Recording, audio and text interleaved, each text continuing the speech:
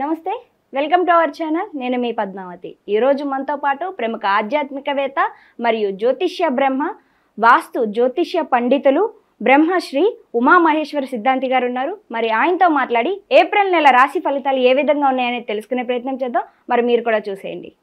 నమస్కారం గురువుగారు. ఆయుష్మాన్ భవ. గురువుగారు, వృషభ రాశి వారికి అసలు ఏప్రిల్ నెలలో చూసుకున్నట్టయితే గనక ఏ విధమైన ఫలితాలు కనిపిస్తున్నాయంటారంటే విద్య కావచ్చు, ఉద్యోగం కావచ్చు, వాణిజ్య రంగాల్లో ఉన్న వారందరికీ కూడా ఎటువంటి ఫలితాలను ఇస్తుంది అసలు?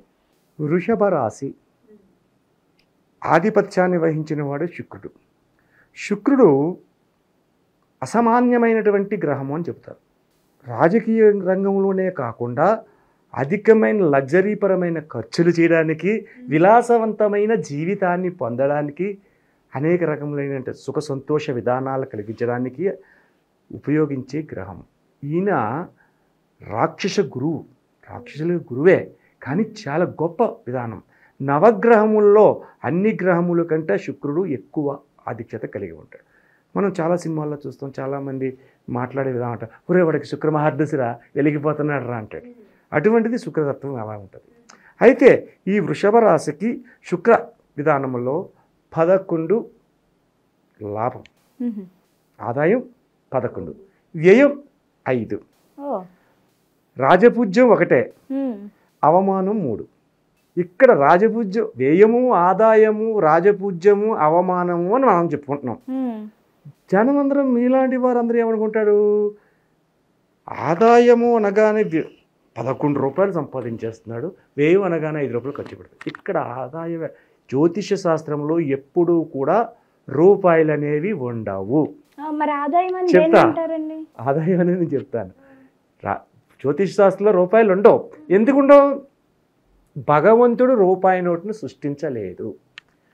మానవుడు మనం సృష్టించుకున్నాం. రూపాయి నోట్లు, 100 రూపాయల నోట్లు, 500 నోట్లు. అవి లేకపోతే మనం బతకలేం, చాలా అన్యాయాలు చేస్తాం. భగవంతుడి దృష్టిలో 500 నోటైనా ఒక టిష్యూ పేపర్ అయినా ఒకటే. మరి ఆయనకు అవసరం లేదు రూపాయలంటే. ఆదాయము వ్యయము అంటే ఏంటంటే, ఆదాయం నువ్వు 10 మంది ప్రశంసలు పొందుతూ కీర్తి ప్రతిష్టలను సంపాదించడం అనేది ఆదాయం. నీవు చెడ్డగా మాట్లాడుతూ ప్రతివారి చేత దూషణలకు గురి అవ్వడం అనేది వ్యయం. ఈ రకంగా ఉంటుంది. రాజపూజ్యం అంటే ఏంటి? నిన్ను గౌరవించేవాళ్ళు, నువ్వు గౌరవించేది ఆదాయ వ్యవహారం నువ్వు చేసేది. ఇక్కడ వచ్చేది రాజపూజ్యం, అవమానం అనేది నీవు గౌరవించబడము, నష్టపడడం అనేది జరిగేది. ఇది ఆదాయ వ్యయముల యొక్క విధానం. ఇటువంటి విధానంగా ఉంటే వృషభ రాశి యందు వారికి ఉన్న ఫలితములు శుభదాయకమైన ఫలితములు చెప్పుకోవాలి. ఈ వృషభ రాశిలో ఉన్న వారికి అన్నింటా కూడా లాభములు పొందుతూ అత్యధికమైన సుఖ సంతోషాలతో విరాజిల్లుతూ 10 మంది చేత మంచి మన్ననలు పొందుతూ అనుకున్న పనిని అనుకున్న సమయమునకు చాలా ఫాస్ట్గా ఎదరికి వెళ్ళగలిగిన శక్తి సామర్థ్యాలు కలిగి ఉన్నారు ఈ యొక్క మాసము యందు ఈ వృషభ రాశి వారు. ఈ వృషభ రాశిలో సంచారం జరుగుతున్న గ్రహములు ఏంటి అని చెప్పుకున్నాము. గురు చంద్ర గ్రహములు. గురు చంద్ర గ్రహములు అనుకూలవంతమైనవి, చాలా శుభదాయకమైన ఫలితములు కలిగి. అంటే శుభదాయకం అంటే ఎటువంటి శుభాలు అనుకోవచ్చు అంటారు వీరికి ఈ సంవత్సరం? గురు చంద్రులు కలయికని రాజయోగము అంటారు. గురు చంద్రుల కలయికని రాజయోగము అంటారు. అంటే రాజకీయ నాయకులకి ఈ రాశిలో ఉన్న వారికి బాగా కలిసి వచ్చేటట్టుగా ఉందనుకోవచ్చు అంటారా? రాజకీయ నాయకులకి సంబంధించింది కాదు ఈ యొక్క విధానం. రాజయోగం అన్నది ఏమిటి? మానవుడు పుట్టిన తర్వాత విద్యాభ్యాసం చేయడం. విద్యాభ్యాసం చేసేంతవరకు తల్లిదండ్రుల యొక్క ఆధ్వర్యంలో ఉంటాడు. తర్వాత వివాహం అవుతుంది. వివాహం అయిన తర్వాత తన ఆధ్వర్యంలోకి వస్తాడు. భార్యాబిడ్డల్ని పెంచుకోవాలి, తల్లిదండ్రులు పూజించాలి, అలాగే అత్తమామల్ని సేవించాలి, కీర్తి ప్రతిష్టలు అభ్యసించాలి, సంఘంలో గౌరవ మర్యాద పలుకుబడులు పొందాలి. ఇటువంటి ప్రతి వారి చేత మన్ననలను పొందించి కీర్తిని సంపాదించుకుంటూ ఎదరికి వెళ్ళడం, దైవ భక్తితో కలిగి ఉండడం అనేది జరుగుతూ ఉంటుంది. ఈ యొక్క కీర్తి ప్రతిష్టలు మంచితనంగా ఎప్పుడైతే ఉన్నాడో మనకి ఆదాయం అంటే ధనం, ఇక్కడ మన ఆదాయాన్ని ధనంగా అనుకోవాలి. ధనం ఆటోమేటిక్గా మన దగ్గరికి వస్తుంది. ప్రతి వాళ్ళని మనం కీర్తించబడుతూ ఉంటాం. అలాగే ఉండి ఒక 60 సంవత్సరముల వయసు వరకు అలా సాగిన తర్వాత 60 సంవత్సరాలు అయిన తర్వాత బాధ్యతలను 60 సంవత్సరాల వయసు వచ్చిన తర్వాత బాధ్యతలు పిల్లలకి చేయాలి. ఈ తాళాల గుర్తు నేను జేబులో పెట్టుకుంటాను, వీడికి ఇచ్చేస్తే నాశనం చేసేస్తే నాకు అవసరం లేదు, మనకెందుకు అని అనుకోకూడదు. నువ్వు ఎలా పడతావో పొడ అబ్బాయి, ఇదిగో 20 సంవత్సరాల వయసులో నుంచి కానీ ఆడికి అప్పు చెప్పాలి. 60 సంవత్సరాలు వచ్చింది మొత్తం వదిలేయాలి. కృష్ణ రామ అంటూ కూర్చోలే, వానప్రస్థానానికి వెళ్ళాలి. ఏంటంటే వానప్రస్థం అంటే ఏంటి? రామకృష్ణ అనుకున్న మహానుభావుని జీవితం నాకు ఇంతవరకు ఇచ్చో, సుఖ సంతోషాలతో నడిచింది, నేను మంచి చేశాను, నేను చెడు చేయలేదు, కాబట్టి ఇక నీ దయ, నీ దగ్గరికి నన్ను తీసుకెళ్ళాలి అనే భావంతో భక్తి మార్గంతో ఉండడం, ఇది రాజయోగం అంటారు. రాజయోగం అంటే అందరికీ ఉన్నదంటే ఉండదు. అటువంటి శుభదాయకమైన ఫలితములు ఈ యొక్క వృషభ రాశి వారికి వస్తుంది.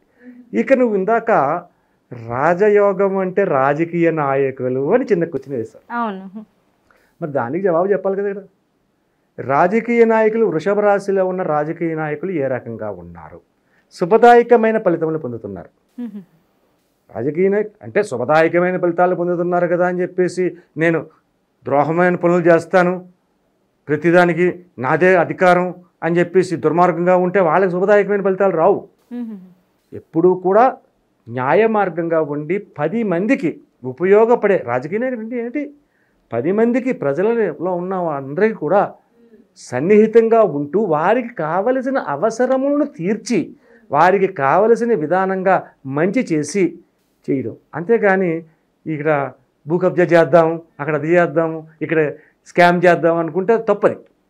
అటువంటి మంచితనంగా ఉండే రాజకీయ నాయకులందరికీ కూడా శుభదాయకమైన ఫలితములు పొందుతున్నారు, ప్రజల యందు మన్నన పొందుతున్నారు, ఉపయోగకరమైన పరిస్థితులు పొందుతున్నారు.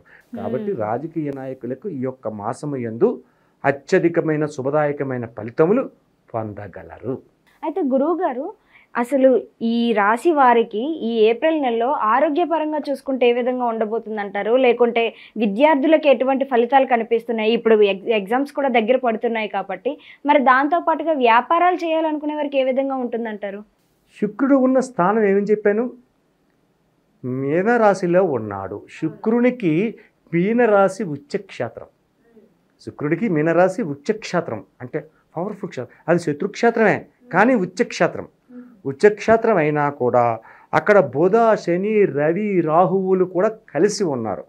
ఈ కిందిలో ఉన్న రవి ఒకడు శత్రువు, ఉన్న వాళ్ళందరూ మిత్రులు. అవును, ఉచ్చక్షేత్రంలో ఉన్నాడు కాబట్టి ఈ యొక్క ఆరోగ్యపరమైన పరిస్థితుల్లో అనారోగ్యకరమైనటువంటి ఎటువంటివి పెద్దగా రావు. ఈ మాసమయందు ఆరోగ్యం పరిపూర్ణంగా ఉంటుంది. ఏమండి ఆరోగ్యం పరిపూర్ణంగా ఉంటుందండి, నా వయసు 70 సంవత్సరాలండి, మరి నేను కూడా 20 లాగా ఉండగలనా అనే క్వశ్చన్ వస్తుంది ఇక్కడ. అలా కాదు. ఎవరైనా సరే 60 సంవత్సరములు దాటిన వారు ఎవరైనా, ఒక 50 సంవత్సరం దాటిన వాళ్ళు ఎవరున్నా కూడా ఆరోగ్య విషయంలో కడు జాగరూకత తీసుకోవాలి. వాళ్ళే కాదు, వయసులో ఉన్నవాళ్ళు అనేది జాగ్రత్తగానే ఉండాలి. ఏదో ఫాస్ట్ ఫుడ్ సెంటర్లు ఉన్నాయి కదా అని చెప్పేసి తినేసి వచ్చేసి మామూలుగా ఉంటే పద్ధతి కాదు. ఆరోగ్య విషయంలో జాతకరీత్యా గ్రహ అనుకూలతను బట్టి ఏ విధమైన అనారోగ్యములకు కారకత్వం కనుపొందటం లేదు. అలాగే వాహన ప్రమాదములు కూడా సంప్రాప్తమయ్యే యోగ్యత ఈ గ్రహానికి, ఈ రాశి వారికి, ఈ వృషభ రాశిలో ఉన్న వారి విధానం ఈ రకంగా ఉంటుంది. అలాగే నువ్వు అడిగినది విద్యార్థుల గురించి అడిగావు. విద్యార్థులు కూడా ఉల్లాసంగా, ఉత్సాహంగా, ఎంతో ఆధిక్యతగా ఉండేవారు ఉన్నారు. కానీ ఇక్కడ ఒక ముఖ్యమైన విషయం తీసుకోవాలి. ఈ విద్యార్థులు ఈ యొక్క రోజుల్లో ప్రేమ విధానానికి లోబడిపోతున్నారు. ప్రతి వారు కూడా మొట్టమొదటిసారి చూసిన 1-3 నెలలకి ప్రేమ అదోమ అని చెప్పేసి రెచ్చిపోతున్నారు. ఆ తర్వాత పెద్దలకు కూడా చెప్పకుండా వివాహం చేసేసుకుంటున్నారు. ఇక్కడికి సామూహిక వివాహాలు చాలా ఉన్నాయి. ఆడికి వెళ్ళి వివాహం చేసుకుంటున్నారు.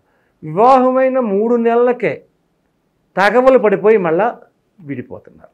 ఈ వృషభ రాశిలో ఉన్న ప్రేమ విధానానికి సంబంధించిన ఎవరైనా మన్నించండి, ప్రేమకు వ్యతిరేకని కాను నేను, కానీ వ్యతిరేకతత్వంగా ఉన్న పరిస్థితులు ఇలా ఉన్నాయి కాబట్టి, గ్రహ బలములు అనుకూలతత్వం లేదు కాబట్టి, ప్రేమించదలిచిన వారు కానీ ప్రేమతత్వంలో ఉన్నవారు కానీ జాగరూకతను పడండి. ఎట్టి పరిస్థితుల్లో వ్యామోహాలకు లోను కాకండి. వివాహములు పెద్దలను అనుమతితోనే వివాహాలు చేసుకోండి. వీరి యొక్క జీవితాలు సుఖ సంతోషంగా ఉంటాయి. అంతేగాని పెద్దల అనుమతి లేకుండా మీకు మీరుగా నిర్ణయం తీసుకుని వివాహం చేసుకున్నారంటే ఎంత త్వరితగతిని మీరు వివాహం చేసుకున్నారో అంత త్వరితగతిని వైదొలగవలసిన స్థితిగతులు కనబడుతున్నాయి. తస్మాత్ జాగ్రత్త. అయితే గురువు గారు, అసలు వృషభ రాశి వారు కొంచెం మిశ్రమ ఫలితాలు అయితే అక్కడక్కడ కనిపిస్తున్నాయి కాబట్టి ఎటువంటి రెమెడీస్ చేయాలి అంటారు వీరంతా కూడా? వృషభ రాశి వారికి ఈ మాసం అంతా కూడా శుభదాయకమైన ఫలితములే పొందుతారు. అశుభదాయకమైన ఫలితములు పొందడానికి ఎక్కడ అవకాశము లేదు. అన్నీ శుభదాయకమైన ఫలితాలే. ఏదైతే అనుకుంటారో అది సత్వరంగా సాధించగలుగుతారు. వారం రోజులు కష్టపడి చేయవలసిన పనిని ఒక్క రోజులోనే పూర్తి చేసి ఆ యొక్క ఫలితమును, వారం రోజుల ఫలితములు ఒక్క రోజులోనే పొందగలిగినటువంటి శుభదాయకమైన ఫలితములు ఈ వృషభ రాశి వారు పొందుతున్నారు. కానీ కొన్ని ప్రేమక విధానాలకు సంబంధించిన కానీ ఇంకోటి కావాలని వృషభ రాశిలో కొంతమంది కొన్ని ఇబ్బందులు కూడా కలుగుతాయి. అవును, గోచార ఫలితంగా చెప్పుకుంటున్నాం. అదే మన జన్మ ఫలితంగా చెప్పుకునే జాతకం వేరు, గోచార ఫలితంగా చెప్పుకునే జాతకం వేరు. ఈ గోచార ఫలితంగా చెప్పుకునే వారిది మనం చెప్పుకున్నాం కాబట్టి కొంతమంది కొన్ని ఇబ్బందులు కలగవచ్చు. కాబట్టి ఆ ఇబ్బందులకు కూడా కలగకుండా ఉండాలి అంటే ఏ విధమైనటువంటి ఫలితములు పొందగలగాలి. ఇక్కడ వృషభ రాశికి ఆధిక్యతను పొందిన గ్రహము శుక్రగ్రహము మీనరాశిలో ఉండి రాహువుతోటి, రవితోటి, అలాగే బుధునితోటి, శని భగవానుడితోటి కలిసి ఉన్నాడని చెప్పేసి మనం అనుకున్నాం. రాహు విధానం వలన కొన్ని ఇబ్బందికరమైన స్థితిగతులు కలగడానికి అవకాశం ఉంది. కాబట్టి దాని గురించి మనం చేసుకోవాలి. అంటే కేతుగ్రహ దృష్టి కూడా వృషభ రాశి మీదే ఉన్నది. కాబట్టి దాని గురించి విపరీతమైనటువంటి ఫలితములు వస్తున్నాయి. కాబట్టి వినాయక స్వామిని, గణేశుణ్ణి ఆరాధించాలి. గరికతోటి నైవేదన చేపించి ప్రతిరోజు కూడా ఉదయాన్నే లేచి తోచిన విధంగా మీకు ఎంతవరకు పూజ చేయగలుగుతారో అంతవరకు చేయండి. ఆర్క గణపతి అని ఉంటారు, జిల్లేడి ఏరుతో చేస్తారు. చాలామంది ఏం చేస్తారంటే గణపతిని విగ్రహం కొనమన్నారు కదా, ఈ మాత్రం విగ్రహం కొనేద్దాం, 10 అడుగులు విగ్రహం కొనేద్దాం అనుకుంటారు. కానీ కాదు, 2 ఇంచుల్ని మించి ఉండకూడదు. 2 ఇంచుల్ని మించి ఉండకూడదు. ఆర్క గణపతి పూజా స్టోర్లో అమ్ముతారు. ఆ యొక్క ఆర్క గణపతిని తీసుకొచ్చి మీ యొక్క దేవుడు గదిలోని శుభ్రంగా పసుపు రాసి అష్టదళ పద్మం వేసి, అష్టదళ పద్మంలో కొన్ని బియ్యపు గింజలు, మామూలు బియ్యం పసుపది కలపకుండా ఉన్నది వేసి, ఆ బియ్యం మీద ఓం గం గణపతి అయి నమః అని మంత్రాన్ని చెప్పి అక్కడ పెట్టి, శుక్లాం భరద్రం విష్ణు శశివర్ణం చతుర్భుజం ప్రసన్నవదనం అనేది శ్లోకాన్ని చదివి మీకు వచ్చినట్టుగా 16 నామములు కానీ, లేకపోతే 27 నామములు కానీ, లేక 54 నామములు కానీ, లేక 108 నామములు కానీ చదువుతూ ఆ స్వామివారికి అక్షతలు కానీ పుష్పములు కానీ వేయాలి. తులసి ఆకులను వేయకూడదు. ఆ రకంగా ఇంటికాడ పూజ చేయండి. పూజ చేసి స్వామివారికి వీలైతే కుడుముని నైవేద్యం పెట్టండి. అనొచ్చు, వినాయక చవితి నాడు కదా కుడుములు పెడతాం, రోజే పెడతాం, పెట్టచ్చు. ఆయనకి చాలా ప్రీతికరమైన ప్రసాదం కాబట్టి కుడుముని నైవేద్యం పెడితే కనీసం వారానికి ఒక్కసారైనా, ప్రతిరోజు అక్కర్లేదు, వారానికి 4 వారాలు ఉన్నాయి ఈ యొక్క నెలలోని.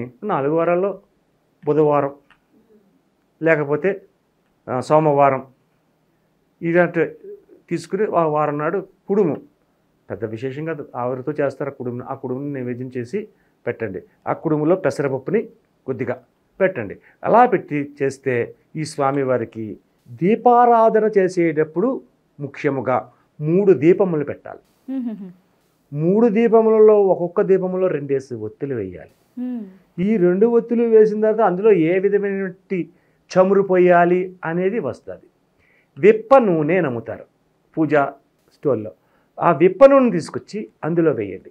ఆ విప్ప నూనెతోటి ఈ యొక్క 6 ఒత్తులు వెలిగించి స్వామివారికి నివేదన చేసి ఆ కుడుముని కొద్దిగా, కుడుము చేయమన్నాం కదండి, 1, 2 చేసుకోవడం కాదు, ఒక 10-12 చేసుకుని చుట్టుపక్కల ఉన్న వారందరికీ కూడా ఆ కుడుముని ప్రసాదంగా ఇవ్వండి. మీ యొక్క కుటుంబ సభ్యులు 50 మంది స్వీకరించండి. ఈ రకంగా వృషభ రాశి వారు చేస్తే ఈ కుడుముని ఎప్పుడైతే స్వామివారికి నివేదన చేశారో ఆయన ఎంత సంతుష్టుడైతాడో మీరు చేయు వృత్తి, వ్యాపార, ఉద్యోగ, వ్యవహార, రాజకీయ, ఆరోగ్య విషయముల్లో అన్నిటిలోని కూడా శుభదాయకమైన ఫలితములు పొంది అత్యధికమైన కీర్తి ప్రతిష్టలను పొందగలరు. చాలా చక్కగా వివరించారండి. అయితే ఏప్రిల్ నెలలో వృషభ రాశి వారికి ఎటువంటి ఫలితాలు ఉన్నాయోతో పాటుగా ఎటువంటి పరిహారాలు చేసుకోవాలో కూడా అందరికీ కూడా చేసుకునే విధంగానే వివరించారు. ధన్యవాదాలు. ఆయుష్మాన్ భవ.